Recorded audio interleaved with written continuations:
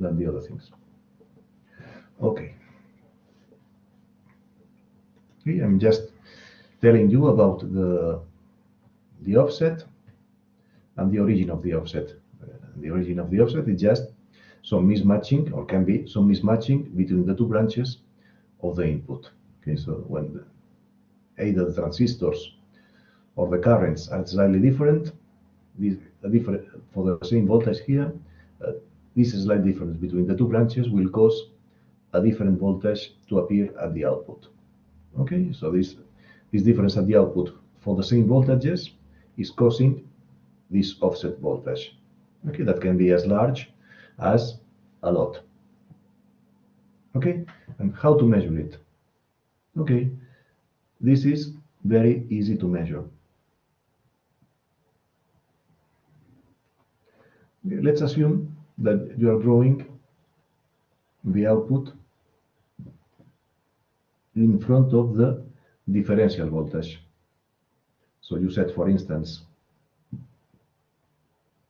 V plus equals a 1 ramp and V minus equal to 0. Okay? Yeah? Do you understand that?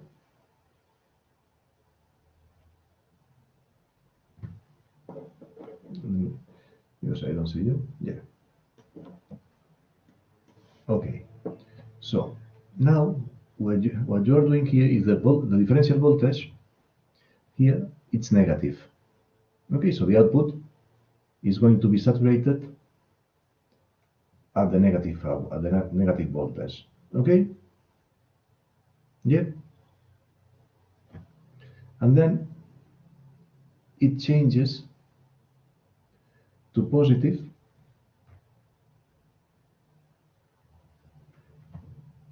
at the offset voltage. The value is 0 at the offset voltage. Okay? This is what this equation is telling us.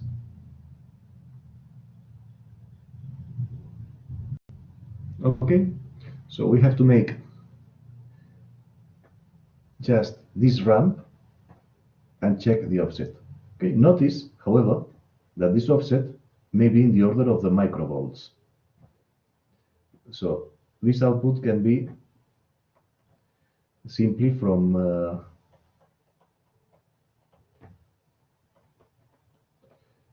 some millivolts to some millivolts. Okay, we are talking in the order of the millivolts. Okay? Yep. So this is how to measure the offset. Okay, now, how do we measure the gain? Because this is something that is very important, isn't it? We know that the output is something which is A0 multiplied plus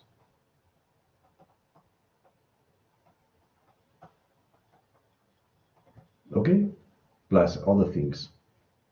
But we need to know, we want to know the gain at low voltage. Sorry, at low frequency. Okay, how can we do that?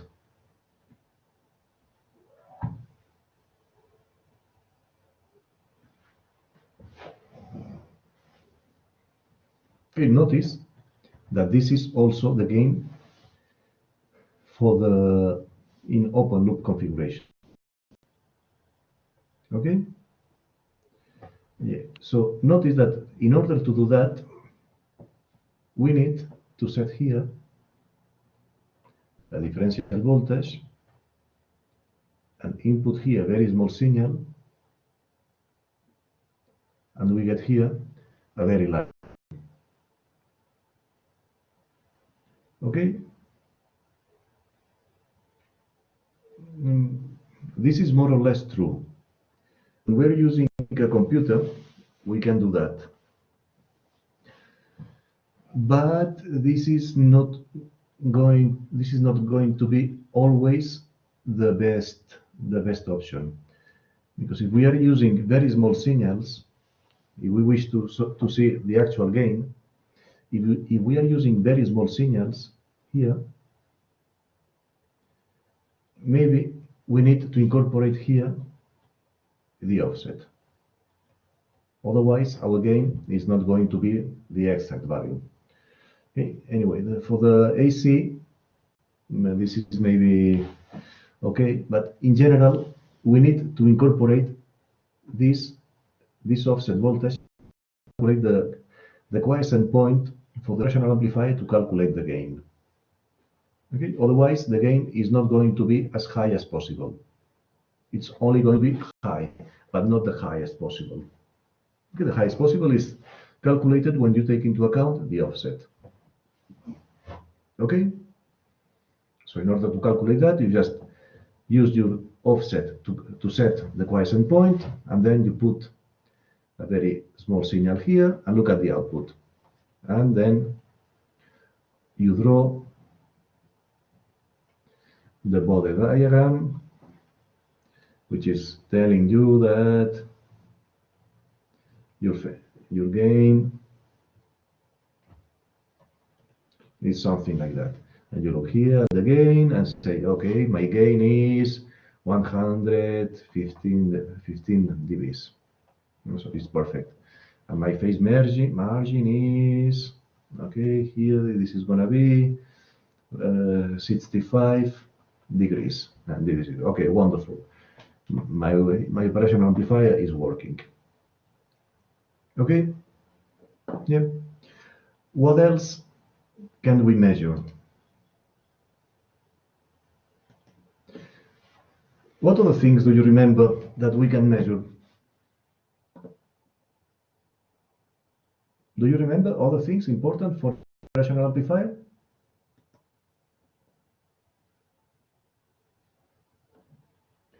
Okay, for instance,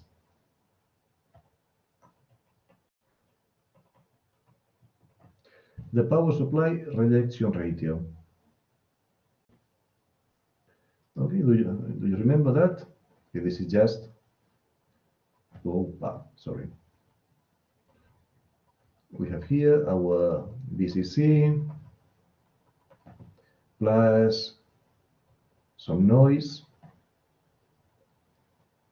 and this may be powering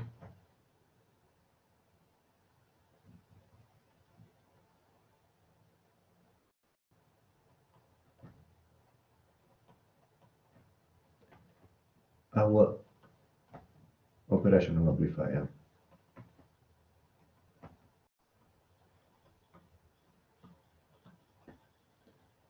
B plus, B minus,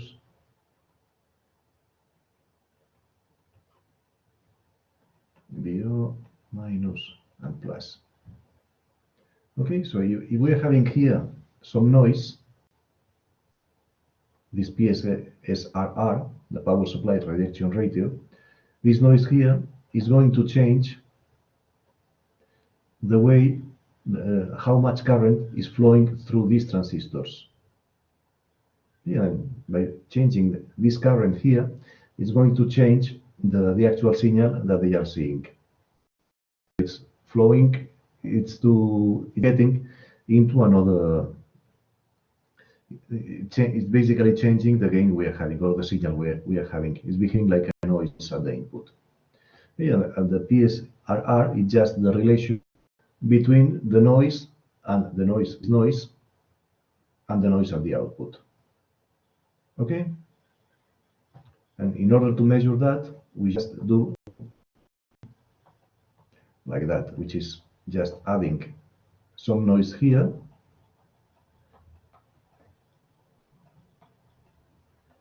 ESS, and we see how this changes the output signal. Okay? Yep. Do you remember have you ever done this?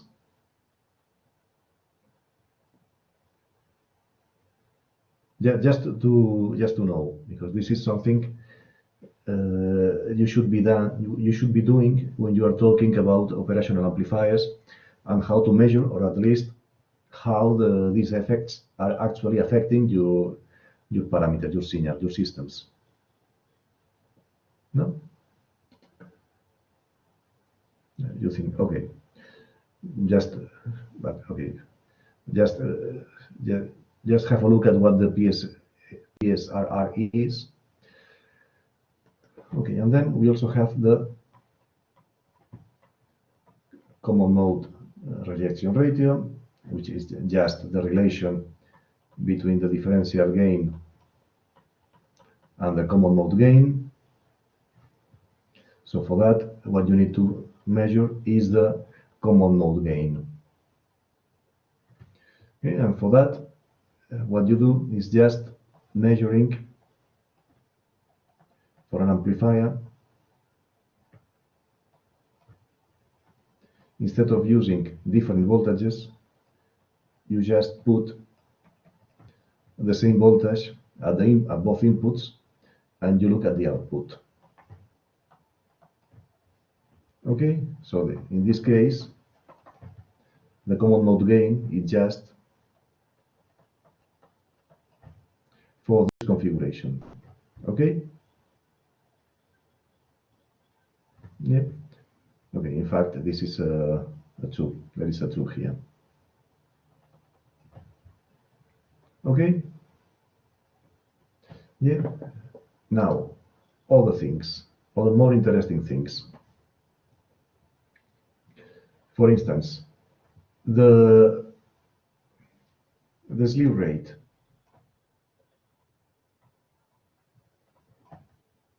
Slew rate, also called slew rate. Do you know what this is?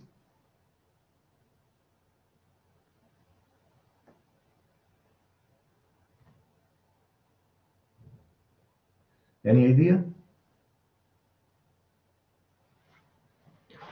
Oh, this is how fast the amplifier can go. And now you tell me, but isn't this the same than the unity gain frequency? And I will say no. It's similar, but it's not the same idea. The slew rate is how fast a signal can go when you are using an input. Okay, this is the input of your amplifier. The output is not going to be that. The output is going to be something like that. Okay, and this is because your operational amplifier, or your amplifier in general, is just something. In one case, is just something like that. Okay, which is going to charge or discharge a capacitive load. Okay, this is always associated with a capacitive load, or you are using that in the case of the transconductance amplifier, or the OTA, to something like that. And in both cases,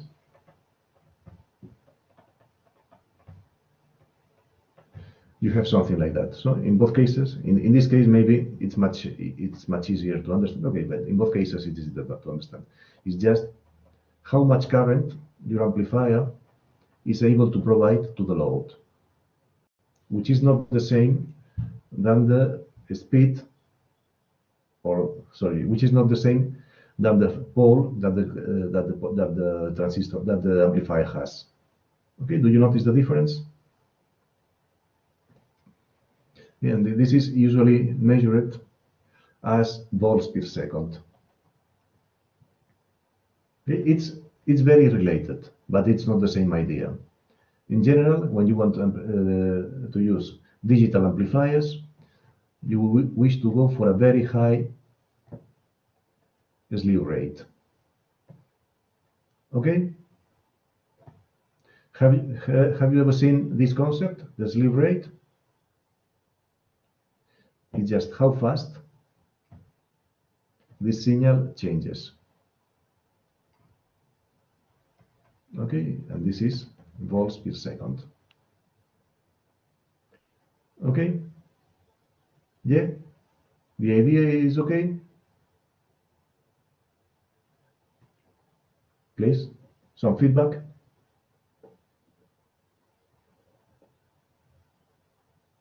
Hi?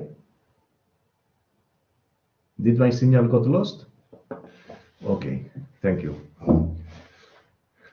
Hi, yeah, that's much better. And then the more complex concept for the next session, Monte Carlo. I love this concept.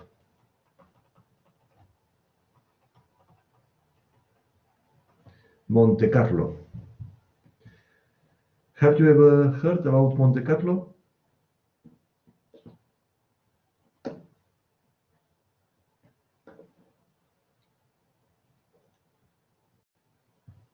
Hi. Do you know the casino, which is very famous casino, Monte Carlo? Have you ever? Please tell me something. I feel alone here. Yeah, thank you.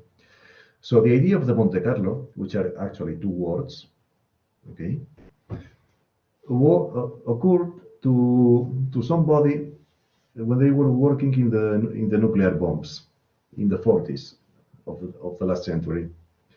They were worried about doing some simulations in order to know beforehand what would happen when they detonate the bomb. But they didn't know how to perform the simulations because there were so many variables that they couldn't do that. They didn't have the computer power to solve that. And this is very easy to understand. Okay, for instance, let us make a very simple example. Okay, so let's assume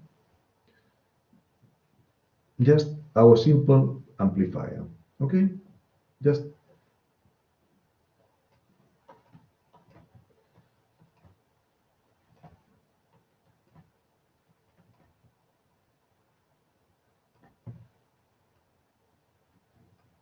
okay, this should be probably PMOS, PMOS, PMOS, and NMOS. Okay, let's assume this is a constant, B plus, B minus, B output minus plus. Let's call M1, M2, M3, M4, M5, and this is B2. Okay, only here we have 5 transistors. Okay, you are with me till now?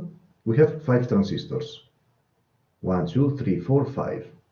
Okay, this is like Barrio Sésamo. Then every transistor has something like that. The current through this transistor is, let me put the full formula, is the mobility by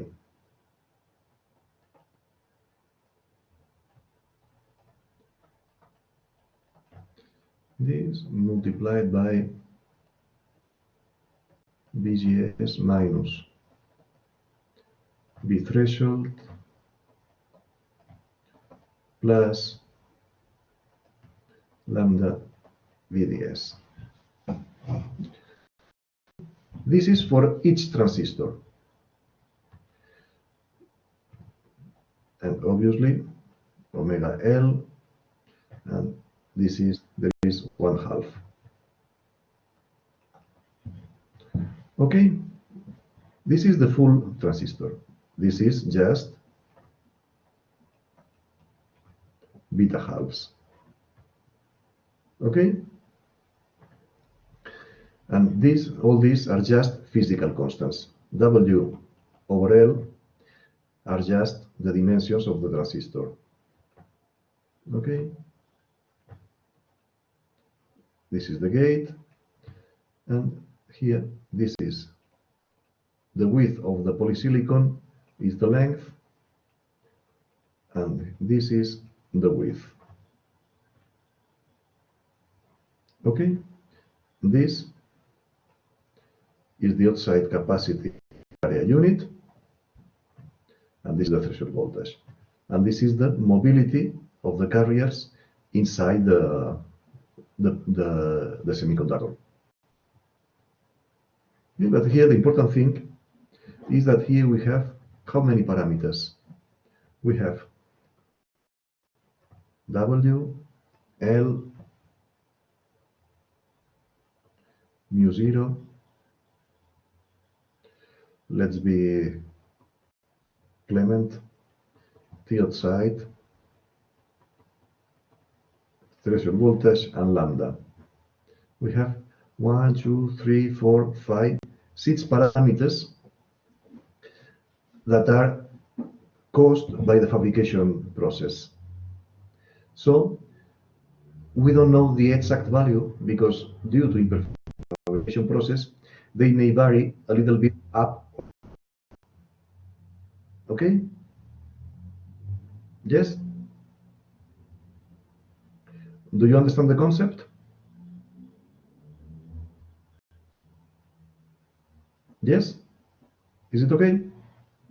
The idea is that for every transistor, the current is determined by these 6 parameters that are physically determined. Okay, this is determined by the designer, and these are determined by the technology.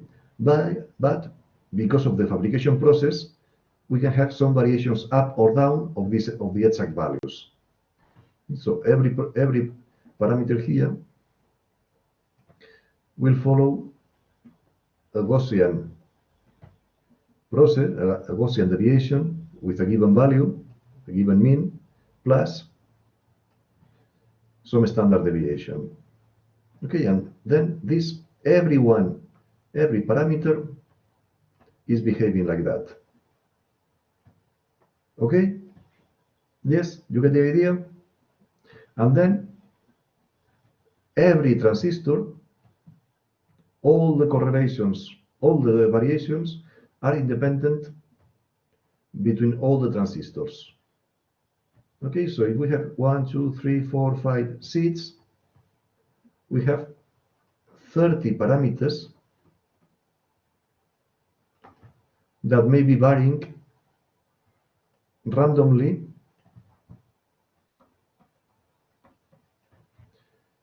between all the transistors. Okay? So let's assume that we have designed our circuit and we wish to know how it will behave after it has been fabricated. Okay? So for that, we need to take into account the process variations. Okay? You understand why? This is just because since all the parameters will be changing slightly, but will be changing, we need to know how these changes may affect our design in order to optimize it. Okay, to make it more immune to these variations, or at least in the worst case, we want our design to fulfill at least the minimum requirements. Okay, so we need to simulate our circuit under different conditions, different parameter values. Okay? Yes? There are 2 ways to do that. The first way is what is called corner simulation.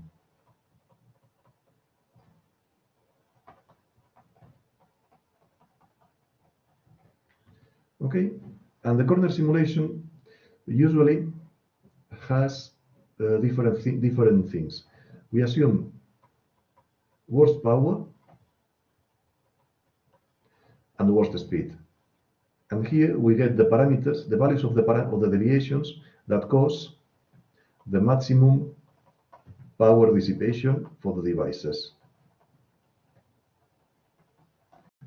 Okay, and for the worst speed, we get the minimum power. Okay, and then we have some other cases, worst 1, worst 0, that are equivalent to both of them. Okay, that are intermediate to both of them. For that, for instance, in order for you to have an idea of what this means geometrically, let's assume, for instance, that we are having just 2 transistors. Okay, a P and an N. And let's look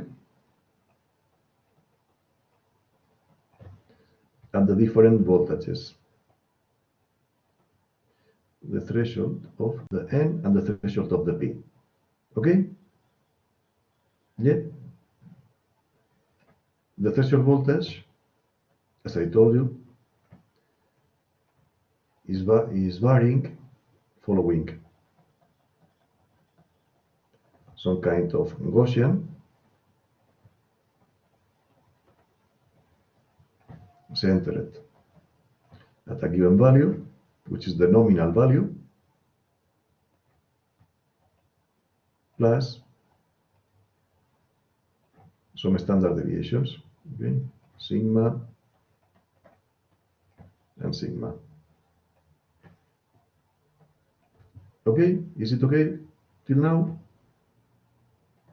Okay, so when both transistors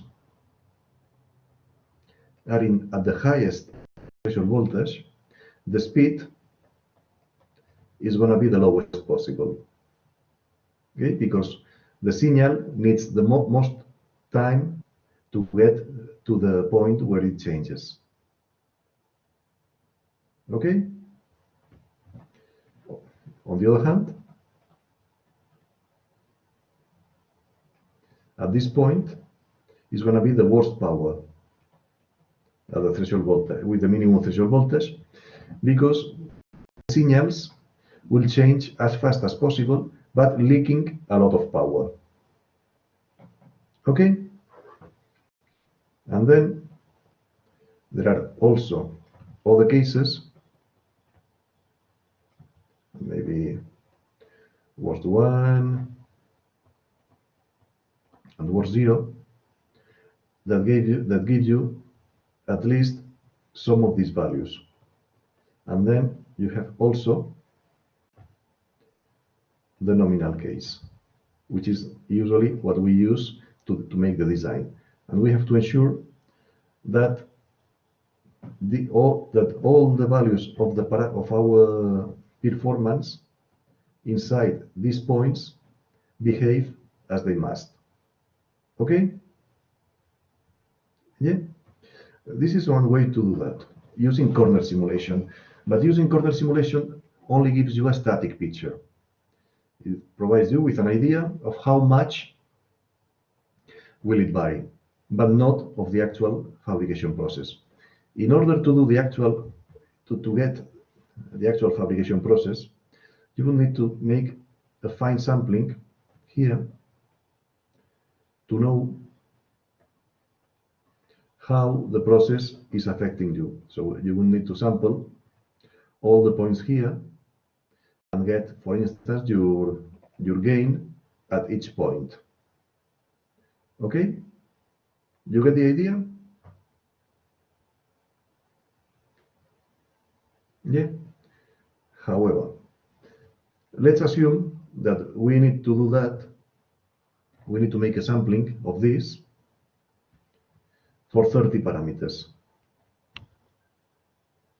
Okay? How do you make a sampling of a grid in a dimension 30.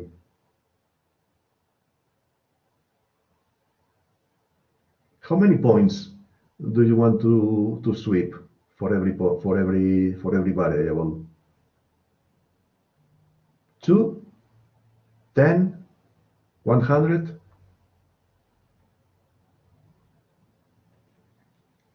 If you wish for each one of the 30 variables, if you wish to sample to make a grid which has, let's say,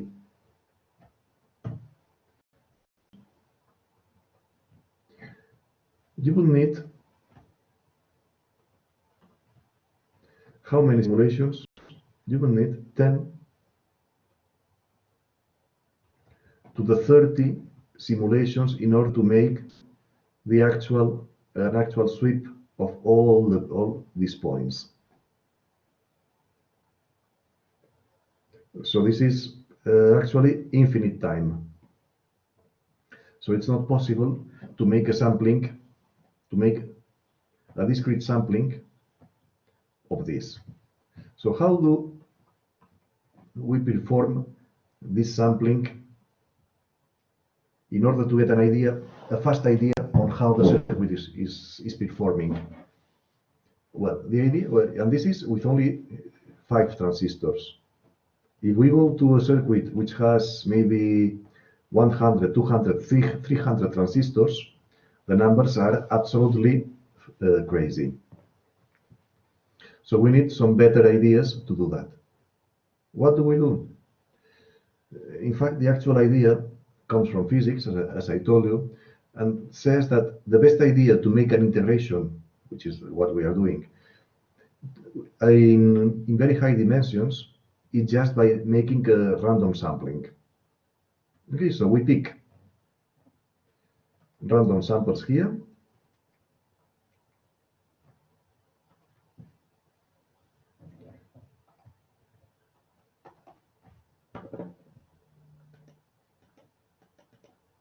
Hey, okay, no. So we pick random samples, maybe 1000 or 200, 300, 500, 100. And just by looking at these 100,000, at these 100 samples, we can get an idea on how a very complex circuit is behaving. So we will be able to get an idea of how our gain is performing with a given value of mu and some dispersion, without having to go through all the values of all the different parameters of all the different transistors, which may be crazy. Okay, so this is the idea of the Monte Carlo. Just running the same simulation 1000 times with slightly different values of the parameters, and calculate again for each simulation our parameters, and then making some statistics on them. Okay, this is the basic idea of the Monte Carlo. Any questions?